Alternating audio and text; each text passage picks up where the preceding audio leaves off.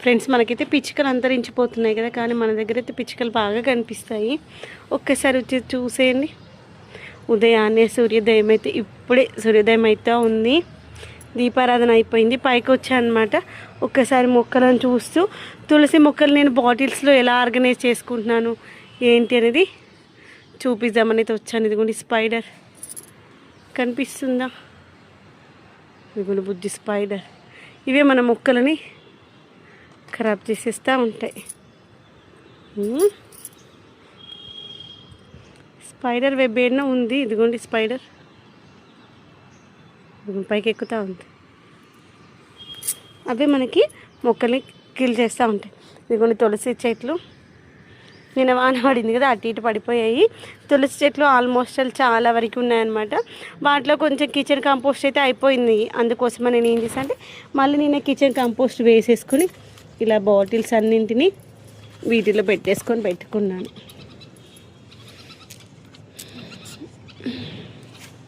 ఇదిగోండి ఇంత మంచిగా ఉన్నాయి చూసారా.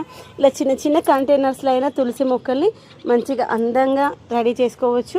మంచి హెల్తీగా పెరుగుతాయి తెలుసా. నాకైతే కింద ఉన్న తులసి మొక్కల కంటే ఈ తులసి మొక్కలు చాలా హెల్తీగా పెరుగుతాయి. కిచెన్ కంపోస్ట్లో పెరగడం వలన ఏంటో తెలియదు, కానీ అసలు ఈ పక్షులు వాటిని హైలైట్ చేస్తూ వీడియో షూట్ చేస్తే అవి పారిపోతూ ఉంటాయి తెలుసా. చూసారా, ఇప్పుడు అక్కడ ఉన్నది కూడా పారిపోతుంది చూడండి. దాన్ని ఇట్లా జూమ్ చేసి చూస్తున్నామనే విషయం ఎలా తెలుస్తుందో కానీ